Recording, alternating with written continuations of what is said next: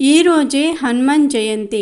ఈరోజు ఈ పవిత్ర కథను విన్నా చదివినా ఎవరికైనా చెప్పినా సకల శుభాలు కలుగుతాయి, సకల ఐశ్వర్యాలు కలుగుతాయి. జన్మల పాపాలు పోయి కోటి జన్మల పుణ్యం వస్తుంది. విన్నంతనే సకల పాపాలు పోయి ఐశ్వర్యం కలిగే పురాణ కథను ఇప్పుడు మనం విందాము. ఒకసారి దేవలోకంలో ఇంద్రుడు కొలువు తీరి ఉన్న సమయంలో పుంజికస్థల అనే ఒక అప్సర కాంత బృహస్పతి వద్దకు చేరి హాస్యంగా మాట్లాడసాగింది.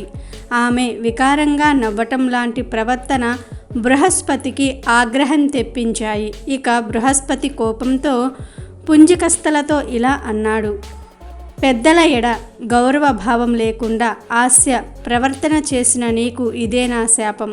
నీవు భూలోకంలో వాన స్త్రీగా జన్మిస్తావు అని శాపం పెట్టాడు. అంతంతా ఆ పుంజకస్థల తన తప్పు తెలుసుకొని మన్నించమని ఎన్నో విధాల బృహస్పతిని వేడుకొని శాపం పోవాలంటే ఏం చేయాలో చెప్పమని అంటుంది. దాంతో శాంతించిన బృహస్పతి, నీవు బాధపడవలసిన పని లేదు. నీవు కారణ జన్ముడమైన పుత్రుడికి జన్మనిచ్చిన తరువాత తిరిగి దేవలోకం చేరుకుంటావని అనుగ్రహిస్తాడు. ఆ శాపం కారణంగా భూలోకమందు పుంజికస్థల అంజనాదేవి అను వానర కాంతగా జన్మించెను. ఆ తరువాత కేసరి అనే వానర రాజును వివాహమాడింది. ఇలా ఉండగా రాక్షస సంహార కార్యక్రమం బ్రహ్మ, విష్ణు, మహేశ్వర్లకు విడిగా ఏ ఒక్కరికి సాధ్యపడటం లేదు. కాబట్టి శ్రీ మహావిష్ణువు పరిస్థితిని గమనించి బ్రహ్మ, విష్ణువు, మహేశ్వర్ల తేజస్సు కలిపి శివుడికి ఇచ్చారు. దానిని పరమశివుడు మింగుతాడు. ఆ తేజస్సు వల్ల జన్మించిన వాడు రాక్షస సంహారం చేసి అటు దేవతలకు ఇటు ఋషులకు కూడా ఆనందం కలిగిస్తాడని శ్రీ మహావిష్ణువు చెప్తాడు. అలాంటి శివ వీర్య శక్తిని పార్వతీదేవి భరించలేక అగ్నిదేవుడికి ఇస్తుంది. అగ్నిదేవుడి కూడా భరించలేక వాయుదేవుడికి ఇస్తాడు. ఆ సమయంలో అంజనాదేవి మహాబల పరాక్రమవంతుడు సంపన్నుడైన కుమారుడు కలగాలని వెంకటాచలమయందు గొప్ప తపస్సు చేస్తూ ఉంటుంది. వాయుదేవునికి ఆమెపై అనుగ్రహం కలిగి ప్రతిరోజు ఆమె చేతికి ఒక పండు ఆహారంగా ఇచ్చేవాడు. అలాగే ఒకరోజు ఆ శివ వీర్యాన్ని పండుగా భావించి ఆమె చేతిలో ఉంచుతాడు. ఇక వెంటనే అంజనాదేవి దానిని పండుగా భావించి లోనికి తీసుకుంటుంది. ఆ విధంగా ఆమె గర్భం దాలుస్తుంది. ఆ సమయంలో ఆకాశవాణి అంజనాదేవితో ఇలా పలికిస్తుంది: ఇంతవరకు జరిగింది, జరగబోయేది చెప్తూ, ఓ అంజనాదేవి, నీవు అదృష్టవంతురాలివి. భగవంతుని అనుగ్రహం వల్ల నీకు ఒక మహానుభావుడు పుట్టబోతూ ఉన్నాడు.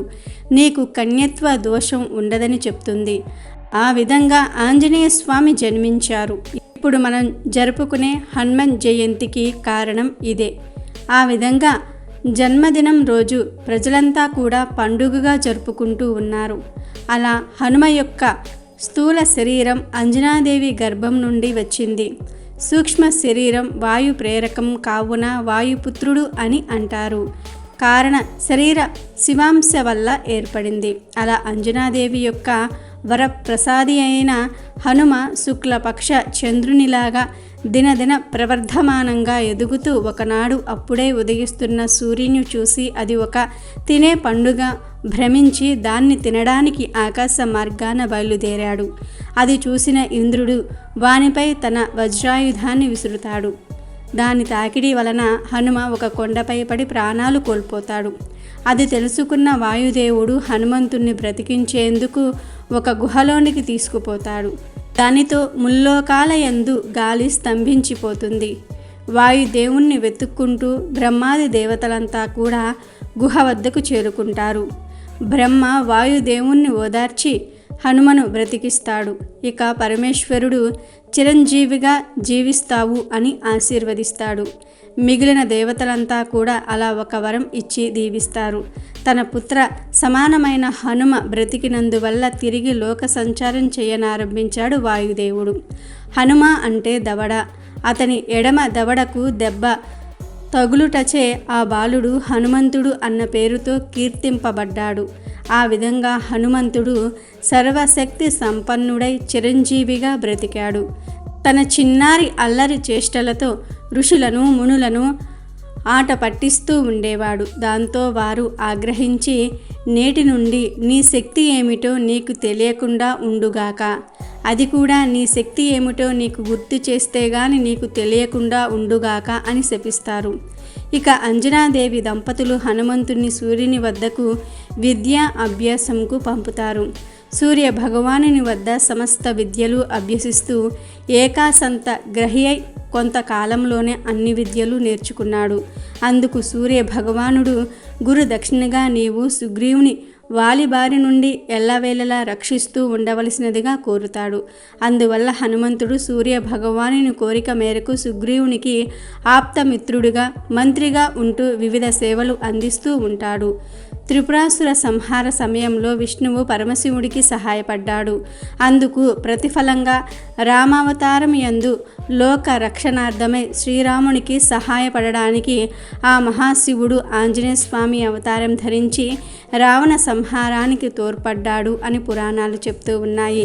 ఒకసారి మహాశివుడు ఆంజనేయ స్వామి వారి జన్మ వృత్తాంతం పార్వతీదేవికి చెప్తూ, హనుమంతుని అవతారం నా 11వ అవతారం అని పార్వతీదేవితో చెప్తాడు. హనుమ హూంకారం చేస్తే ఎలా ఉంటుందో తెలిపే హూంకార మహిమ కథను విందాం. ఫ్రెండ్స్, అంతకన్నా ముందు మాకు మీ సపోర్ట్ చాలా అవసరం. కాబట్టి ఈ వీడియోకి ఒక లైక్ కొట్టి మా ఛానల్ని సబ్స్క్రైబ్ చేసుకోండి. పూర్వం దేవదానవులకు భీకర యుద్ధం జరిగింది.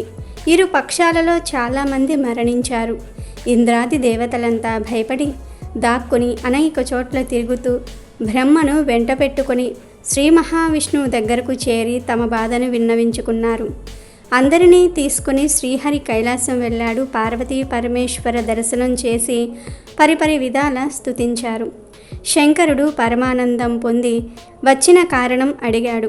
శ్రీపతి నారాయణుడు, శుభంకర శంకర, లోకంలో దరిద్రం తాండవిస్తోంది. కరువు కాటకాలతో జనం అల్లాడిపోతూ ఉన్నారు.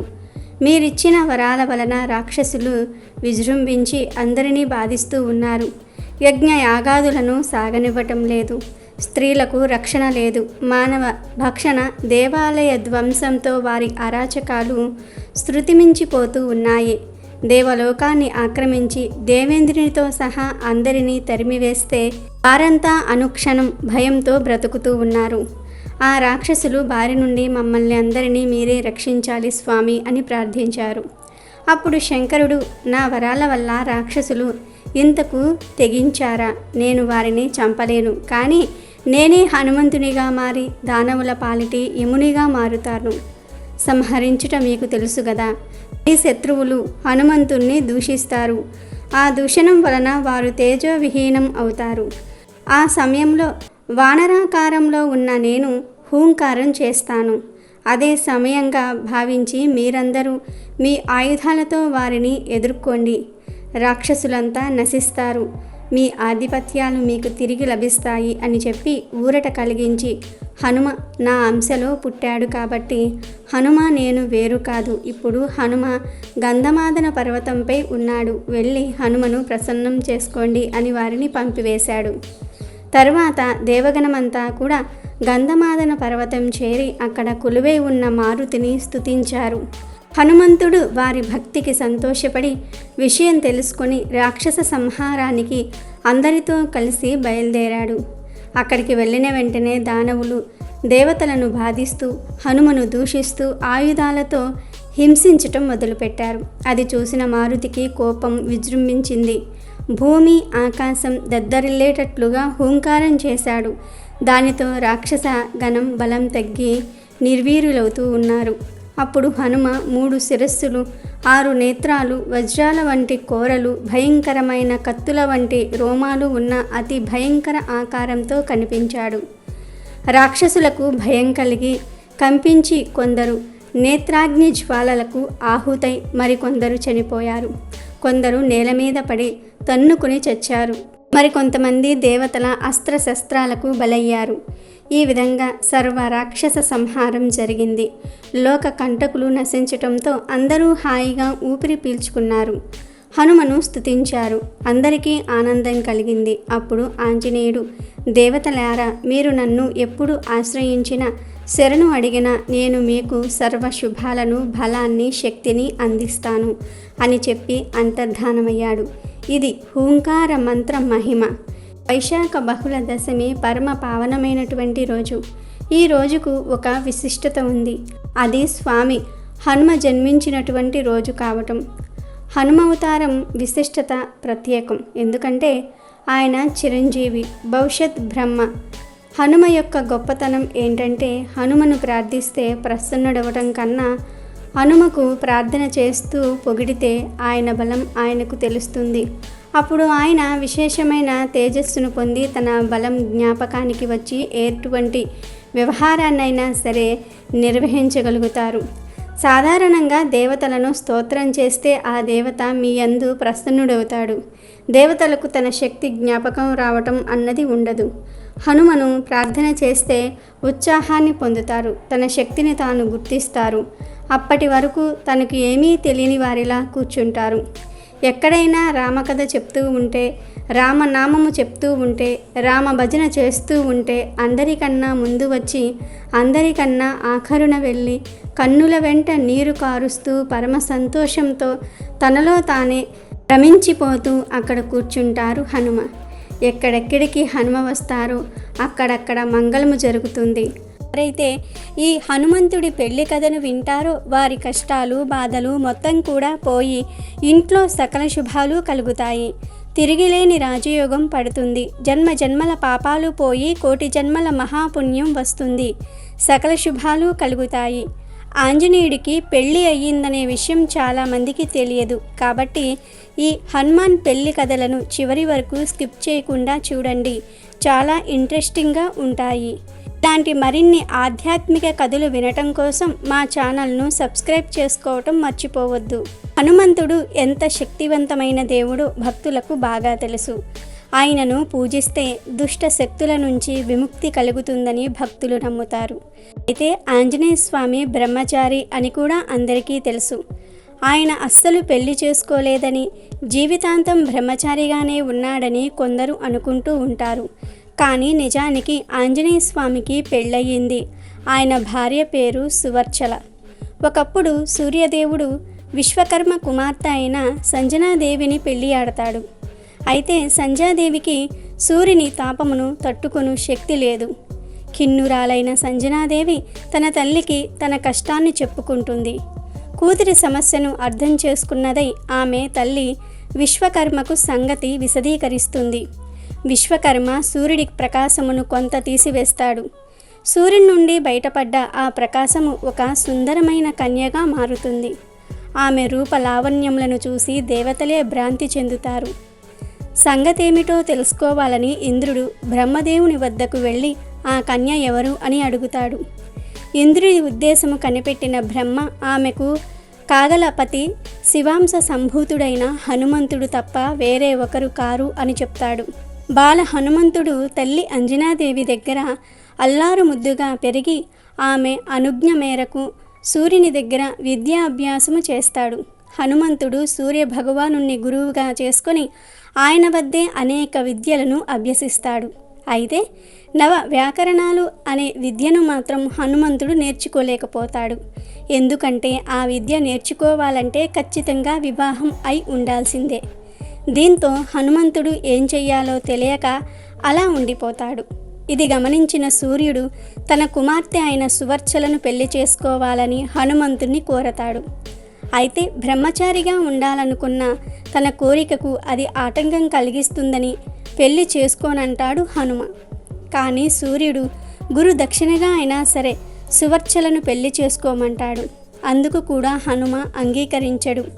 ఇక చివరిగా సూర్యుడు నువ్వు పెళ్లి చేసుకున్నప్పటికీ బ్రహ్మచారిగానే కీర్తింపబడతావని, ఈ పెళ్లి లోక కళ్యాణం కోసమే గాని నువ్వు గృహస్థుడిగా ఉండిపోవడానికి కాదని, పెళ్లి చేసుకుంటే ఆ విద్యను అభ్యసించవచ్చునని, లోక కళ్యాణం జరుగుతుందని అంటాడు. దీంతో హనుమంతుడు పెళ్లికి ఒప్పుకుంటాడు. పెళ్లి కాగానే సువర్చల మారు మాట్లాడకుండా తపస్సుకు వెళ్ళిపోతుంది. ఆ తర్వాత ఇక ఆమె కనిపించదు. సువర్చలాదేవి పరమ సాధ్వి. కేవలం తన జన్మ దేనికో ఆమె అర్థం చేసుకుని వివాహమైన మరుక్షణమే తపస్సులోనికి వెళ్ళటం మామూలు విషయం కాదు. అందుకే ఆమెను మహాసాధ్వి అంటారు. అలా హనుమ పెళ్లి చేసుకుని ఆ విద్యను అభ్యసించి సకల శాస్త్ర పారంగతుడు అవుతాడు. ఇది హనుమంతుని పెళ్లి వెనుక ఉన్న అసలు కథ. దీని గురించి మహర్షి పరాశరుడు రాసిన పరాశర సంహితలో ఉంది. హనుమంతుడు ఆయన భార్య సువర్చలతో విగ్రహ రూపంలో కొలువై ఉన్న ఆలయం కూడా ఉంది. అది ఎక్కడో కాదు, మన తెలంగాణ రాష్ట్రంలోనే హైదరాబాద్ నగరానికి 220 కిలోమీటర్ల దూరంలో ఉన్న ఇల్లందులో ఈ ఆలయం ఉంది. ఈ ఆలయానికి చారిత్రక నేపథ్యం కూడా ఉంది. ఇక్కడి సువర్చల దేవిని పూజిస్తే భక్తులు తాము కోరుకున్న కోరికలు నెరవేరుతాయని నమ్ముతారు. మరొక కథ ప్రకారం హనుమంతుల వారు సీతమ్మ తల్లి జాడ కనుగొని రాముడికి సమాచారాన్ని అందిస్తాడు. రావణాసురుని చెరలో సీతమ్మ ఉన్నదని స్పష్టమైన తరువాత లంకకు చేరుకునేందుకు సముద్రం మీద వారధిని నిర్మించమని రాముల వారు ఆజ్ఞాపిస్తారు. రాముని ఆజ్ఞ మేరకు వానరులంతా సముద్రం మీద రాళ్లను వేస్తూ ఉంటారు. కానీ అదేం విచిత్రమో, రాత్రి వేసిన రాళ్ళు పొద్దుటికల్లా కనిపించకుండా పోతూ ఉండేవి. దాంతో ఈ విషయాన్ని హనుమంతుడికి విన్నవిస్తారు వానరులు. రాళ్లు మాయం కావటం వెనుక ఉన్న రహస్యాన్ని తెలుసుకునేందుకు హనుమంతుల వారు బయలుదేరతారు. అలా సముద్రంలో ఈదుతూ నలుదిశలా పరిశీలిస్తున్న ఆంజనేయుడికి ఒక మత్స్యకన్యల గుంపు కనిపిస్తుంది. వారందరి చేత రాళ్లను తీయించి వేస్తున్న ఒక నాయకురాలు తటస్థపడుతుంది. బంగారు వర్ణంలో మెరిసిపోతున్న ఆ మత్స్యకన్యను వెంబడించేందుకు వాయుపుత్రుడు చేసిన ప్రయత్నాలన్నీ కూడా వృధా అయిపోతాయి.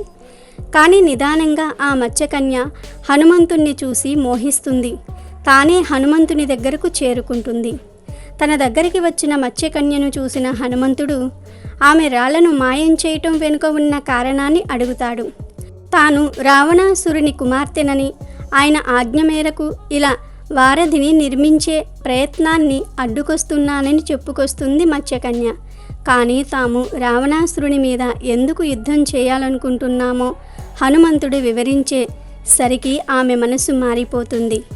సీతమ్మ తల్లిని రక్షించేందుకు జరుగుతున్న ప్రయత్నాలను ఇక మీదట అడ్డుకోమని చెప్తుంది మత్స్యకన్య. ఆంజనేయుడు అక్కడి నుంచి విడిపోయిన హనుమంతుని తేజస్సుతో ఆమె ఒక బిడ్డకు జన్మనిస్తుంది. హనుమంతుని అభిమానానికి పాత్రురాలైన సువర్ణ మచ్చను అదృష్టానికి ప్రతిరూపంగా భావిస్తారు. చైనాలో లాఫింగ్ బుద్ధ ప్రతిమలను ఎలాగైతే ఉంచుకుంటారో అలా థాయిలాండ్లో సువర్ణ మచ్చ రూపం వారి సంస్కృతిలోనూ కళల్లోనూ భాగంగా నిలిచిపోయింది. హనుమంతుని భార్య గురించి ఇంకా చాలా కథలు ప్రచారంలో ఉన్నాయి. జైనుల కథల ప్రకారం హనుమంతునికి 100 మందికి పైగా భార్యలు ఉన్నారు. వారిలో రావణాసురుడి చెల్లెలు చంద్రనక్క కూడా ఒకటి. ఇక థాయిలాండ్ వాసులు హనుమంతుడికి సువర్ణ మత్స్యతో వివాహం జరిగిందని, వారికి మకరధ్వజుడు అనే కొడుకు పుట్టాడని నమ్ముతారు. కానీ భారతీయుల నమ్మకం ప్రకారం సువర్చలాదేవి మాత్రమే హనుమంతుని ధర్మపత్ని, అది కూడా కేవలం లోక కళ్యాణం కోసమే. ఇలా హనుమంతుడి పెళ్లి గురించి ఎన్ని రకాల కథలు ప్రచారంలో ఉన్నా ఆయన బ్రహ్మచర్యానికి ఉన్న బలం ఈ కథనాలకు ఏమాత్రం కనిపించదు. ఒకసారి శనిదేవుడు హనుమను సమీపించి, మారుతి, నేను శనిని అందరినీ పట్టి బాధ పెడుతూ ఉంటాను. ఇంతవరకు నిన్ను పట్టుకోలేదు, ఇప్పుడు చిక్కావు అన్నాడు. దానికి హనుమ, శనీశ్వరుడా, నన్ను పట్టుకుంటావా లేక నాలో ఉంటావా? నాలో ఉండదలిస్తే ఎక్కడ ఉండాలని కోరికగా ఉంది అని ప్రశ్నించాడు. అప్పుడు శని హనుమంతుని శిరస్సు మీద ఉంటానని చెప్పాడు. సరేనని శిరస్సు మీద శనిని కూర్చోమన్నాడు ఆంజనేయుడు. ఆయనకు శనిని బాధించాలని మనసులో కోరిక కలిగింది. ఒక మహాపర్వతాన్ని తీసి నెత్తి మీదకు ఎత్తుకున్నాడు. కుయ్యో మొర్రో అని ఆ భారం భరించలేక శని గిలగిలా తన్నుకున్నాడు. బరువు దించమని ప్రాధేయపడ్డాడు. జాలి కలిగి పర్వతాన్ని విసిరివేసి శనిని తోకకు చుట్టి సేతువుకు ప్రదక్షిణ చేయటం మొదలుపెట్టాడు. ఊపిరాడక శని ఏడ్చేశాడు. తోకలో బంధింపబడి ఉన్నందున నేల మీద పడి దొర్లుతూ ఏడుస్తూ ప్రార్థించాడు. శని బాధ చూసి పవనకుమారుడు జాలి కలిగి, మందా, నన్ను పట్టుకుని పీడిస్తానని ప్రగల్భాలు పలికావు, అప్పుడే గజగజలాడిపోతున్నావే అని ప్రశ్నించాడు. ప్రజలను బాధించటమే నీ ధర్మంలా ప్రవర్తిస్తున్నావు. అందుకని నిన్ను ఒక రకంగా క్షమించు వదిలిపెడుతూ ఉన్నాను అన్నాడు. గత్యంతరం లేక శని సరేనన్నాడు. హనుమంతుడు ఆ తర్వాత శనితో ఇలా అన్నాడు: శనీశ్వర, నా భక్తులను బాధించరాదు. నన్ను పూజించే వారిని, నా మంత్రాన్ని జపించే వారిని, నా నామస్మరణ చేసేవారిని, నాకు ప్రదక్షిణం చేసేవారిని, నా దేవాలయాలను దర్శించేవారిని, నాకు అభిషేకం చేసేవారిని ఏ కాలంలోనైనా సరే ముట్టుకోకూడదు, బాధించరాదు. మాట తప్పితే కఠినాతి కఠినంగా నిన్ను దండిస్తాను అని చెప్పి శనితో వాగ్దానం చేయించుకొని వదిలిపెట్టాడు. అందుకే శనివారానికి ఇంత ప్రాధాన్యత సంతరించుకుంది. శనిని తోకతో నేల మీద పడేసి లాగటం వల్ల శనీశ్వరుడి శరీరమంతా కూడా గాయాలైనవి. ఆ బాధ తగ్గడానికి శనీశ్వరుడికి తైలాభిషేకం చేస్తారు. ఈ విధంగా తైలాభిషేకం చేసిన వారిని శనిదేవుడు బాధించడు. శనివారం రాగానే హనుమంతుణ్ణి పూజించాలి. ఆయన శనివారం జన్మించటం వల్ల దానికి అంత ప్రాముఖ్యత లభించింది. అందుకే శనివారం చేసే హనుమంతుని పూజ సర్వ కార్యార్థ సిద్ధి కలిగిస్తుంది కనుక శ్రేయస్సును ఇస్తుంది. తైలంతో కూడిన గంధం సింధూరాన్ని హనుమంతుడికి పూస్తే ప్రీతి చెందుతాడు. అభిషేకం చేస్తే అనుగ్రహ ప్రాప్తి కలుగుతుంది అని పురాణాలు చెప్తూ ఉన్నాయి. ఆంజనేయ స్వామిని పూజించటం ద్వారా మనలో ఉన్న భయాందోళనలు తొలగిపోయి ఎంతో ధైర్య సాహసాలతో ఉంటారు. అయితే ఆంజనేయ స్వామి గుడికి వెళ్ళినప్పుడు మనకు సింధూరాన్ని ఇస్తూ ఉంటారు. అంతేకాకుండా ఈ స్వామివారిని పూజించేవారు ఎక్కువగా సింధూరంతో పూజిస్తూ ఉంటారు.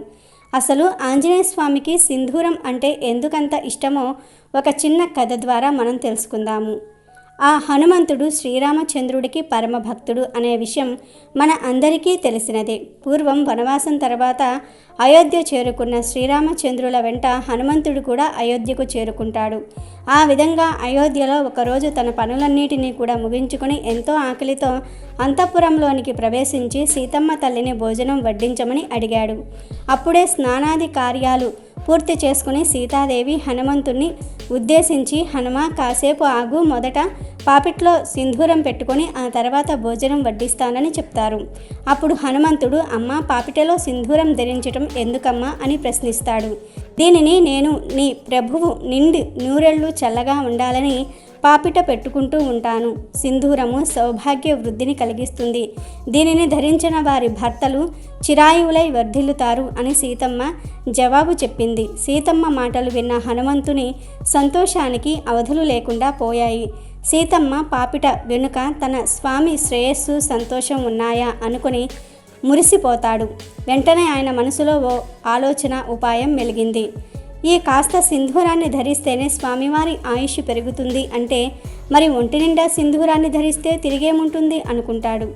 ఈ మాట విన్న హనుమంతుడు అక్కడి నుండి వెళ్ళిపోయి కొద్దిసేపు తర్వాత తిరిగి అయోధ్యకు వచ్చాడు.